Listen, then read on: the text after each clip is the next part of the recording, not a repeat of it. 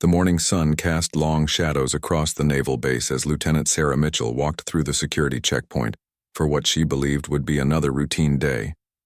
She had served with distinction for 8 years, earning respect from her peers and commendations from her superiors. Her record was spotless, her dedication unwavering, and her loyalty to her country absolute. Sarah worked in the intelligence division, handling classified communications between naval operations and headquarters. It was sensitive work that required the highest security clearance and absolute trust. She took pride in her role, knowing that the information she processed could impact the safety of thousands of sailors and the success of critical missions. That Tuesday started like any other. Sarah arrived at her desk at 700 hours, coffee in hand, ready to review the overnight dispatches. She noticed several urgent messages marked for immediate attention, including communications about a suspected security breach in the Pacific Fleet operations. As she began her analysis, she felt the weight of responsibility that came with her position.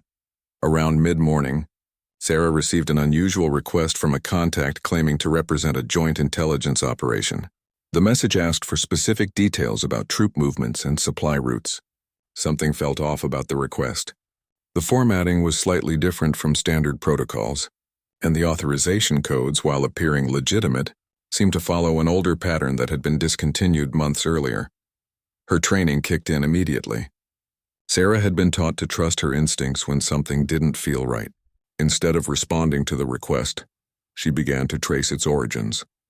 The digital footprint led through several encrypted channels, but her expertise allowed her to follow the trail. What she discovered sent a chill down her spine. The request hadn't come from any legitimate intelligence operation. Instead, it appeared to originate from a sophisticated network that was attempting to extract classified information from multiple sources within the naval command structure. Sarah realized she had stumbled upon something far more serious than a simple security breach. She immediately began documenting her findings, creating a detailed report of the attempted infiltration. The evidence suggested this wasn't an isolated incident, but part of a larger, coordinated effort to compromise naval intelligence. Sarah worked methodically, gathering every piece of digital evidence she could find while being careful not to alert the perpetrators to her investigation. By afternoon, Sarah had compiled a comprehensive dossier that revealed the scope of the threat. The network had been operating for weeks, possibly months, making subtle attempts to gather information from various departments.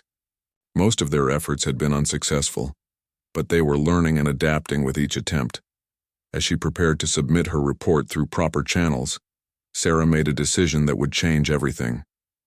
She chose to include in her documentation not just the external threat, but also her concerns about potential internal vulnerabilities that had allowed the network to penetrate as deeply as it had. She identified several security protocols that needed immediate updating and highlighted areas where additional oversight might be necessary.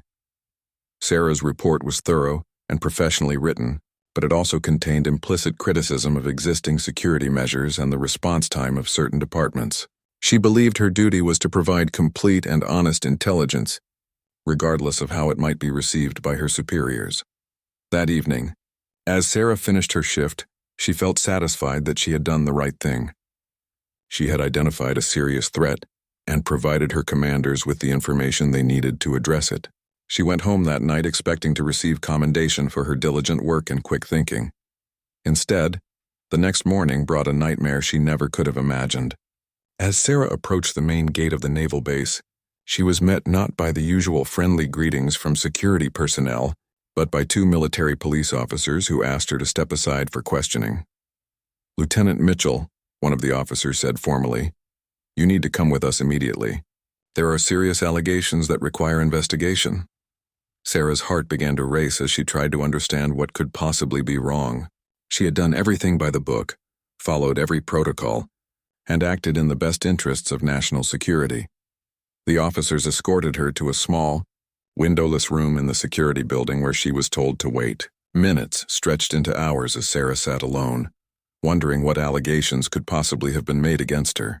She reviewed every action she had taken in recent weeks, every decision she had made, but could find nothing that would justify this treatment.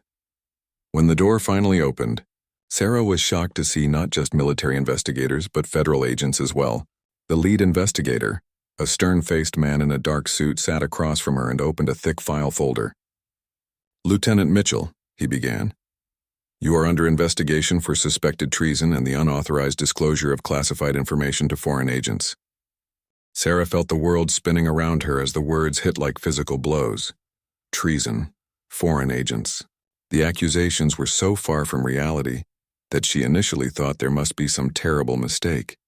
"Sir, I think there's been a misunderstanding," she said, her voice steady despite the chaos in her mind. "I reported a security breach yesterday. I followed every protocol exactly as I was trained." The federal agent leaned back in his chair, studying her with cold eyes.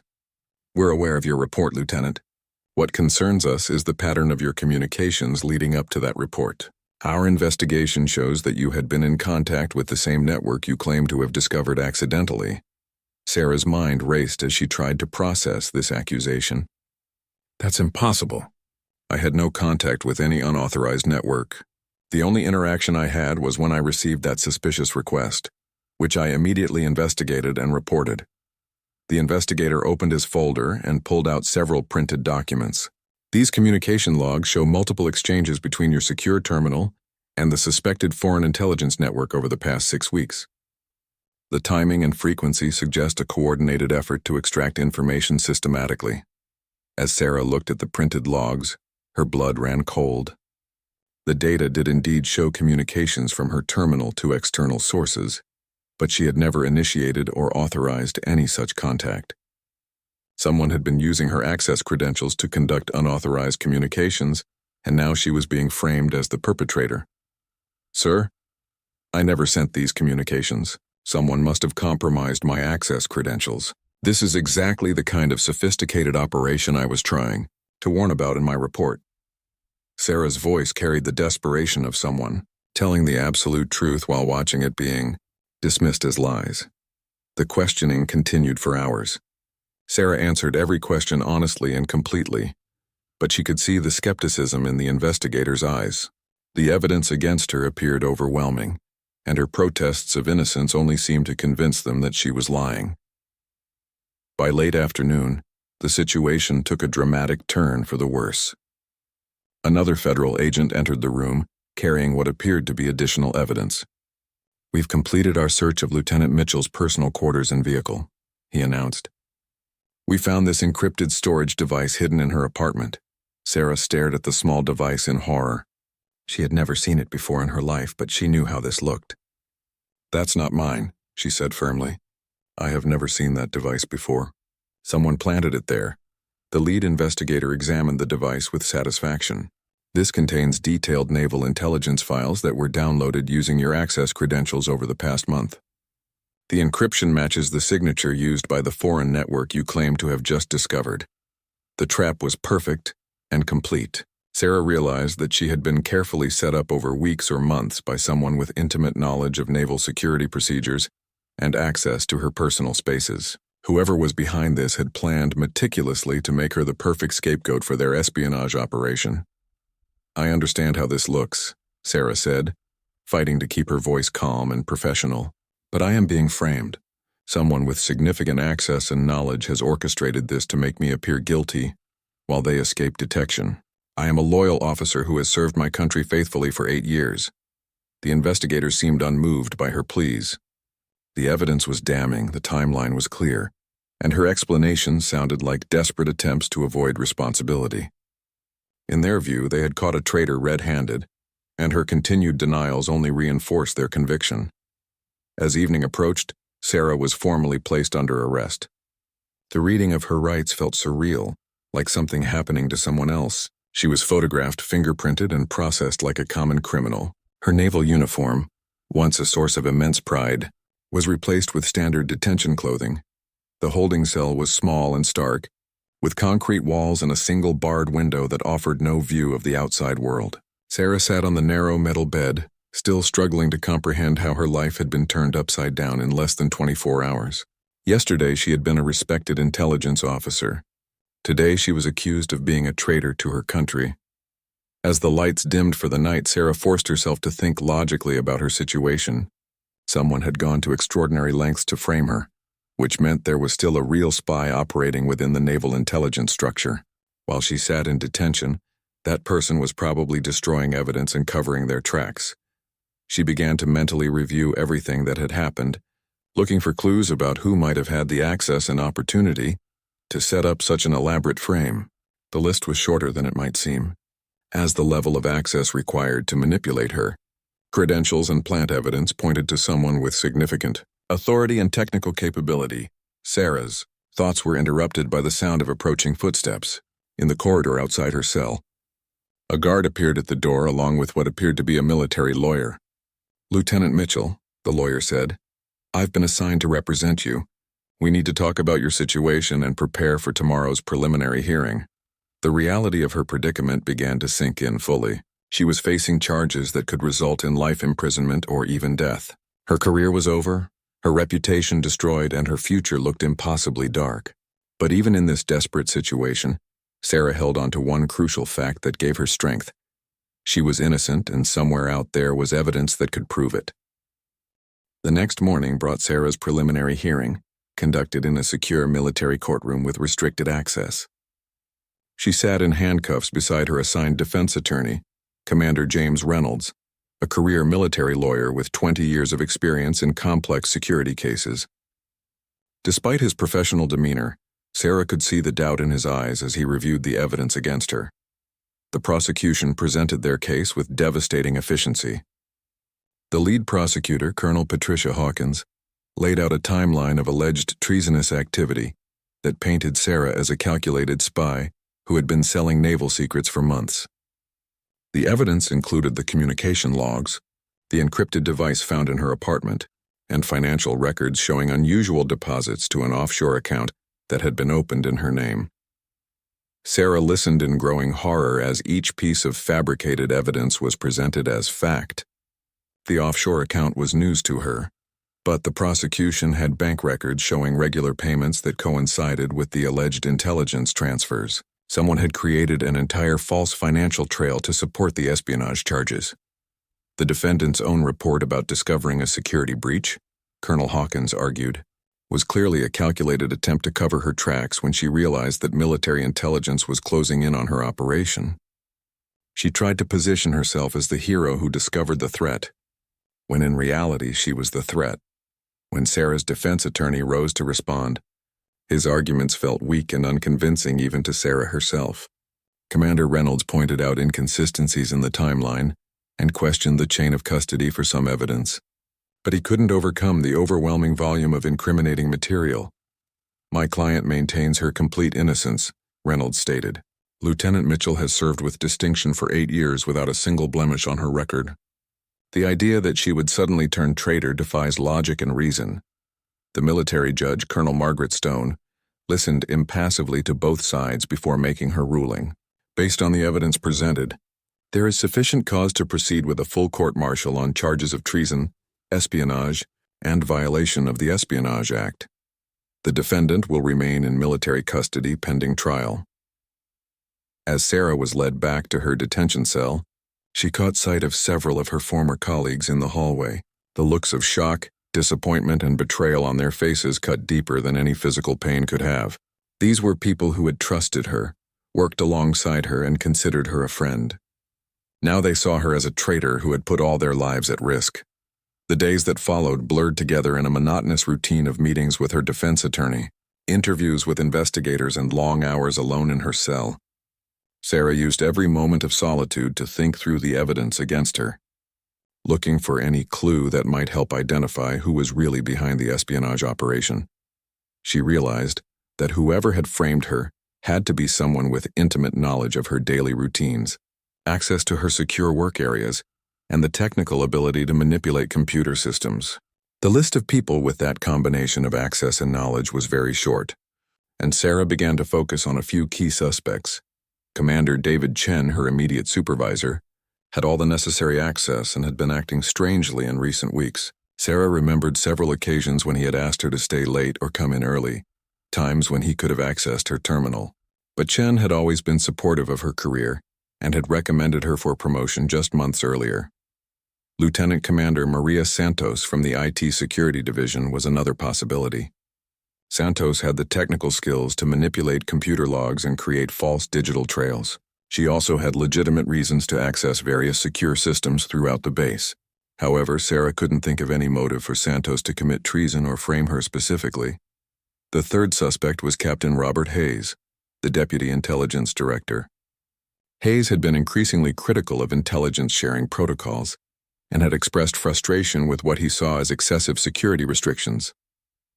He certainly had the authority and access to manipulate evidence, but framing a subordinate for treason seemed extreme, even for someone with grievances against the system. As Sarah analyzed each possibility, she realized she needed more information to identify the real culprit. From her detention cell, however, her ability to investigate was severely limited. She could only hope that her defense attorney would be thorough in his own investigation and that somehow the truth would emerge. 3 weeks into her detention, Sarah received an unexpected visitor. Admiral Elizabeth Morrison, the base commander, requested a private meeting. Sarah had met the Admiral only a few times in her career, always in formal settings with dozens of other personnel present. She had no idea why one of the Navy's most senior officers would want to speak with her personally. Admiral Morrison was a formidable woman in her mid-50s who had earned her rank through exceptional leadership during 2 decades of service. She had a reputation for being both brilliant and absolutely incorruptible. When she entered the visitor room where Sarah waited, her presence filled the space with authority and purpose. "Lieutenant Mitchell," the Admiral began, her voice crisp and professional, "I've been reviewing your case personally, and I have some concerns about the investigation process and the evidence that has been presented against you." Sarah felt a surge of hope for the first time since her arrest. "Admiral, I am completely innocent of all charges. I believe I was framed by someone who wanted to use me as a scapegoat for their own espionage activities." Admiral Morrison studied Sarah's face carefully, looking for any sign of deception. "Your service record is exemplary, Lieutenant.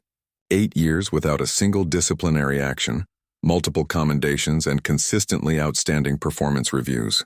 It would be highly unusual for someone with your background to suddenly engage in treasonous activity." The Admiral paused, then continued, "I've also been troubled by certain irregularities in this investigation. Some of the evidence appears almost too perfect, as if it were carefully constructed to ensure a conviction, rather than discovered through natural investigative processes." Admiral Morrison leaned forward in her chair, her steel-gray eyes focused intently on Sarah. "I want you to walk me through exactly what happened the day you discovered the security breach. Don't leave out any detail, no matter how insignificant it might seem." Sarah took a deep breath and began recounting the events with military precision. She described receiving the suspicious intelligence request, her decision to investigate rather than respond, and the digital trail she had followed. As she spoke, Admiral Morrison took careful notes, occasionally asking for clarification on technical details. "You mentioned that the authorization codes followed an older pattern," the Admiral said. "How old was this pattern and who would have known about it?" "The coding system was discontinued approximately 4 months ago," Sarah replied. "Only senior intelligence personnel and IT security staff would have been familiar with both the old and new systems. Someone using the old codes either had outdated information or was trying to make the request appear legitimate while avoiding current security protocols." Admiral Morrison nodded thoughtfully.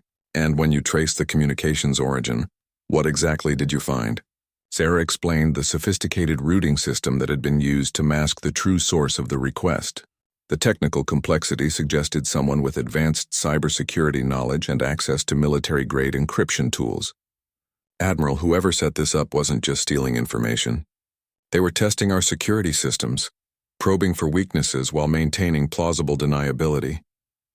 The Admiral's expression grew increasingly serious as she absorbed this information. After Sarah finished her account, Admiral Morrison sat quietly for several minutes, clearly processing everything she had heard. Finally, she spoke again. "Lieutenant, I'm going to be completely honest with you. The evidence against you is substantial and well-constructed. If I didn't know better, I would believe you were guilty. But I've been in naval intelligence for 25 years, and something about this case doesn't feel right." She paused, then continued, "I've decided to conduct my own investigation parallel to the official court-martial proceedings. I have the authority to access all relevant files and interview all personnel involved. If you're innocent, I will find the evidence to prove it. Sarah felt tears welling up in her eyes for the first time since her arrest. Admiral, I cannot express how grateful I am for your willingness to look deeper into this case. I know how this appears, but I swear to you that I am innocent. I believe you, Lieutenant, Admiral Morrison said firmly. But belief isn't enough.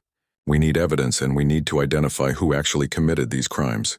I want you to think about anyone who has had unusual access to your work area or shown excessive interest in your assignments in recent months. Over the next hour, Sarah provided the Admiral with detailed information about her suspicions regarding Commander Chen, Lieutenant Commander Santos, and Captain Hayes. She also mentioned several other personnel who had been in positions to access her workspace or computer terminal. Admiral Morrison took extensive notes and asked probing questions about each individual's background, motivations, and recent behavior. She was particularly interested in any changes in routine or unexplained absences during the time frame when the alleged espionage activities occurred. I notice you haven't mentioned any personal relationships or family circumstances that might have made you vulnerable to coercion, the Admiral observed. The prosecution will likely argue that financial pressure or personal problems drove you to sell secrets. Sarah shook her head. I have no financial difficulties, Admiral. My parents are both deceased, and I have no siblings or other family members who could be threatened or used against me. My personal life is stable and unremarkable. This information seemed to reinforce Admiral Morrison's growing conviction that Sarah was innocent. Most espionage cases involved some form of leverage, whether financial desperation, blackmail, or ideological conversion. Sarah presented none of the typical vulnerability factors. As their meeting concluded, Admiral Morrison made a decision that would prove crucial to Sarah's case. Lieutenant, I'm going to order a complete forensic analysis of your computer terminal and all associated systems. I want our best cybersecurity experts to examine every byte of data to determine exactly how those communications were sent from your account. She stood to leave, then turned back to Sarah. I'm also going to quietly interview everyone who had access to your work area during the relevant time period. Someone made a mistake somewhere, and I'm going to find it. After Admiral Morrison left, Sarah felt a mixture of hope and anxiety. Having someone of the Admiral's rank and reputation believe in her innocence was enormously encouraging. But Sarah also knew that the Admiral was taking significant personal and professional risks by conducting her own investigation. That evening, Sarah's defense attorney visited with an update on the official case preparation. Commander Reynolds had been working diligently to build a defense, but he admitted that the prosecution's evidence remained formidable. The good news, Reynolds told her, is that Admiral Morrison has requested access to all case files and evidence. She's also ordered an independent technical analysis of the computer systems involved. This could provide us with new avenues for defense. Sarah shared the details of her conversation with Admiral Morrison, and Reynolds became visibly more optimistic about their chances. Having the base commander personally involved in your defense changes everything, he said. If Admiral Morrison finds evidence of your innocence, it will carry enormous weight with the court-martial panel. Meanwhile, Admiral Morrison began her investigation immediately. She started with the forensic analysis of Sarah's computer terminal, working with the Navy's most skilled cybersecurity specialists. What they discovered would shock everyone involved in the case. The forensic team found evidence of sophisticated malware that had been installed on Sarah's system weeks before her arrest. The malware was designed to operate invisibly, creating false log entries while hiding the real source of unauthorized communications. It was military-grade software that could only have been developed by someone with extensive knowledge of naval computer security systems.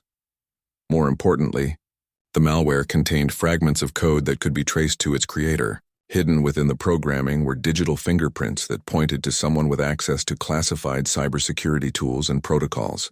Admiral Morrison knew she was closing in on the real spy.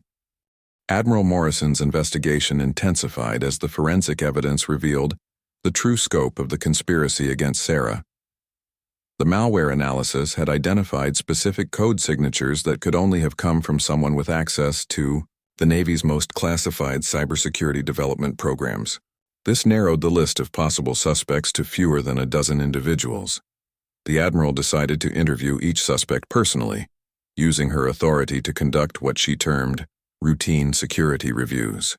Her first target was Lieutenant Commander Maria Santos from IT Security, who had the technical expertise to create the sophisticated malware found on Sarah's system. Santos appeared nervous during the interview, which initially seemed suspicious to Admiral Morrison.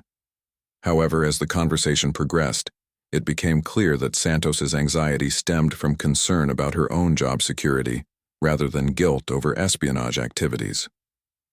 Her technical knowledge was substantial, but her responses to detailed questions about the malware revealed that she lacked the specific expertise needed to create such sophisticated code. Commander David Chen, Sarah's immediate supervisor, presented a different profile entirely. During his interview, Chen was calm and cooperative, answering all questions with apparent honesty. However, Admiral Morrison noticed several inconsistencies in his account of events leading up to Sarah's arrest. Chen claimed to have been surprised by the allegations against Sarah, but his computer access logs showed that he had reviewed her work assignments unusually frequently in the weeks before her arrest. When pressed about this unusual attention to Sarah's activities, Chen explained that he had been conducting what he called routine supervisory oversight. However, he couldn't provide adequate documentation or justification for this increased scrutiny, and his explanation seemed rehearsed rather than spontaneous. Captain Robert Hayes, the Deputy Intelligence Director, proved to be the most intriguing subject. Hayes had been vocal in recent months about what he perceived as excessive security restrictions that were hindering intelligence operations. During his interview, he expressed strong opinions about the need for more flexible approaches to information sharing and intelligence gathering. Admiral Morrison found Hayes's political views concerning, but not necessarily indicative of criminal activity. However, when she examined his computer access patterns, she discovered something alarming. Hayes had been accessing files and systems far beyond what his duties required, including detailed reviews of personnel files for multiple intelligence officers. The breakthrough in the investigation came from an unexpected source. The forensic team examining Sarah's computer had expanded their analysis to include backup systems and network logs. Deep within the archived data, they found evidence of the original unaltered communication logs that showed the true source of the unauthorized intelligence transfers. The real logs revealed that the espionage communications had originated from Captain Hayes's personal computer terminal, but had been routed through Sarah's account using sophisticated spoofing techniques. Hayes had been using his advanced access privileges to make it appear that Sarah was the source of the security breaches, while he conducted his espionage activities from the safety of his senior position. Admiral Morrison now had solid evidence of Hayes's guilt, but she faced a delicate situation. Hayes was a senior officer with powerful connections throughout the naval hierarchy. Accusing him of treason without absolutely ironclad proof could end her own career and potentially allow him to escape justice. She decided to set a trap. Working with the cybersecurity team, Admiral Morrison arranged for false but tempting intelligence information to be made available through channels that Hayes would be monitoring. The fabricated data appeared to contain details about upcoming naval exercises and strategic deployments that would be valuable to foreign intelligence services. The trap worked perfectly. Within 48 hours of the false intelligence being planted, Hayes accessed the information using the same sophisticated techniques that had been used to frame Sarah. This time, however, the cybersecurity team was monitoring every aspect of his activities in real time, creating an unbreakable chain of evidence linking Hayes to the espionage activities. Admiral Morrison now had everything she needed to prove Sarah's innocence and Hayes's guilt. However, she knew that simply presenting this evidence to the court-martial proceedings might not be sufficient. Hayes would undoubtedly claim that the evidence against him had been fabricated, and his senior rank would give weight to such claims. Instead, Admiral Morrison decided on a more dramatic approach. She would confront Hayes directly in the presence of witnesses, using the evidence to force a confession that would be impossible to deny or retract. The confrontation took place in Admiral Morrison's office, with Captain Hayes believing he had been called for a routine briefing on intelligence operations. Also present were two other senior officers who served as witnesses, though they were unaware of the true purpose of the meeting. Captain Hayes, Admiral Morrison began formally, I need to discuss some irregularities that have been discovered in recent intelligence communications.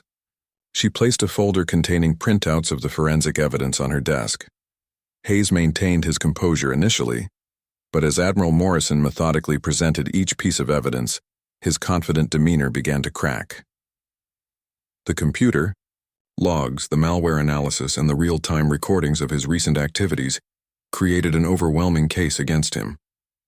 This evidence shows conclusively that you have been conducting unauthorized intelligence transfers to foreign contacts while using sophisticated techniques to frame Lieutenant Mitchell for your crimes, Admiral Morrison stated with cold precision.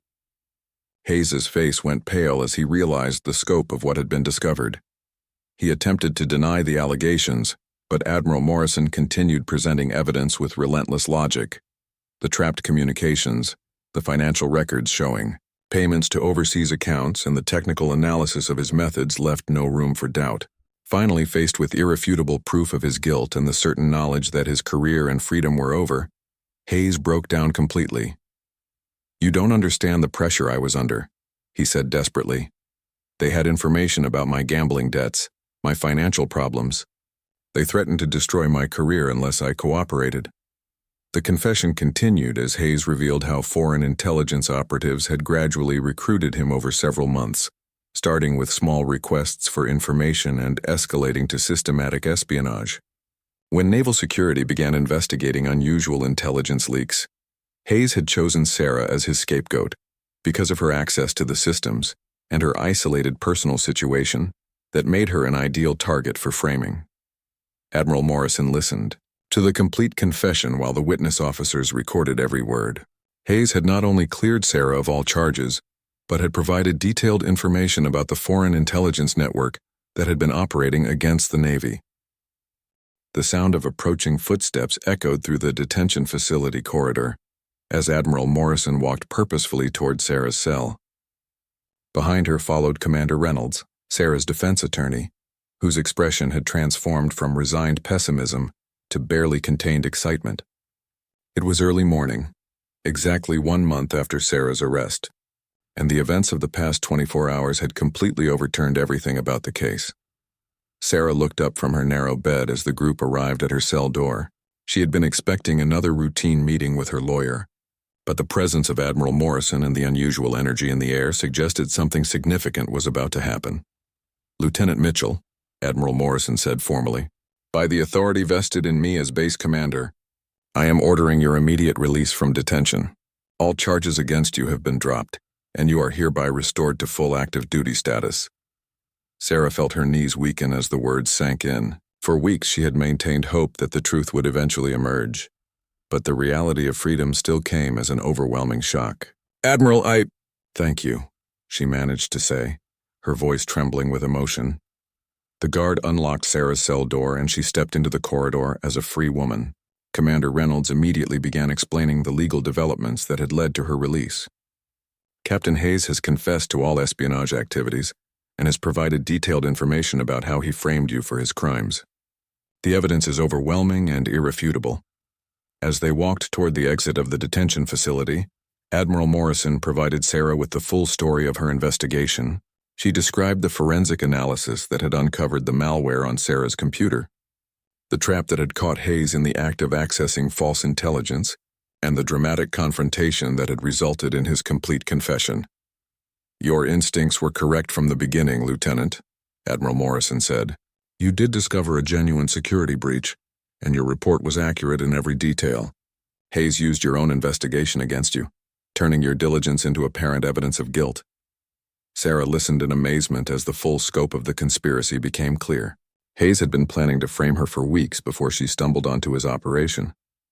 Her discovery of the security breach had actually accelerated his timeline, forcing him to activate his frame-up plan earlier than intended. Ironically, this haste had contributed to the technical mistakes that ultimately exposed his guilt. When they reached the administration building, Sarah was processed for release and given back her personal belongings. Her naval uniform, which had been taken during her arrest, was returned cleaned and pressed. As she changed back into her military dress, Sarah felt a profound sense of restoration and pride that went far beyond simply regaining her freedom. Commander Reynolds provided additional details about Hayes' situation. "He's been placed under arrest and is facing charges of treason," espionage, conspiracy, and filing false reports. The evidence against him is so substantial that his attorney has already indicated he will plead guilty in exchange for cooperation with ongoing investigations into the Foreign Intelligence Network. Admiral, Morrison had one more important piece of information for Sarah. The investigation has revealed that Hayes's espionage activities were far more extensive than we initially realized. Your original security report helped us identify at least 6 other attempts to compromise naval intelligence systems. Your diligence may have prevented significant damage to national security. As they concluded the administrative process of Sarah's release, Admiral Morrison made an unexpected announcement. Lieutenant, I want you to know that this entire experience, while terrible for you personally, has revealed serious vulnerabilities in our security procedures. I am recommending you for immediate promotion to Lieutenant Commander and assignment to a new position in my personal staff, focused on counterintelligence security. Sarah was stunned by this turn of events. Not only had she been cleared of all charges, but she was being offered advancement and recognition for the very actions that had led to her arrest. Admiral, I am honored by your confidence and grateful for everything you have done for me. The news of Sarah's release and Hayes's arrest spread quickly throughout the naval base. Sarah's colleagues, who had viewed her with suspicion and disappointment during her detention, now looked at her with admiration and respect. Many approached her personally to apologize for doubting her integrity and to express their relief that justice had prevailed. Sarah's first day back on active duty was emotionally overwhelming. She returned to the same intelligence division where she had worked before her arrest. But now everyone knew her story. She had gone from suspected traitor to recognized hero in the span of a single day. The Foreign Intelligence Network that had recruited Hayes was systematically dismantled over the following months, using information from his confession and ongoing counterintelligence operations. Sarah's new role involved developing improved security protocols to prevent similar infiltration attempts in the future. 3 months later, Sarah stood in the base auditorium wearing her new lieutenant commander insignia, as Admiral Morrison presented her with the Navy Commendation Medal for exceptional service in protecting national security. The citation specifically noted her courage, integrity, and dedication to duty under extraordinary circumstances. During the ceremony, Admiral Morrison spoke about the importance of trusting dedicated personnel and the danger of assuming guilt based on circumstantial evidence. Lieutenant Commander Mitchell exemplifies the finest traditions of naval service, she said. Her commitment to truth and justice never wavered, even when faced with seemingly overwhelming evidence against her. As Sarah accepted her medal, she thought about the incredible journey that had brought her to this moment. She had experienced the absolute worst that military justice could inflict on an innocent person, but she had also witnessed the best when Admiral Morrison refused to accept easy answers and fought for the truth. The experience had changed Sarah in fundamental ways. She had learned that justice sometimes requires champions who are willing to risk their own careers to defend the innocent. She had also gained a deep appreciation for the fragility of reputation and the importance of thorough investigation before rushing to judgment. Most importantly, Sarah had proven to herself and everyone around her that integrity and truth ultimately prevail over deception and conspiracy. Her ordeal had ended not just with vindication, but with recognition, advancement, and the opportunity to help protect others from similar injustices in the future.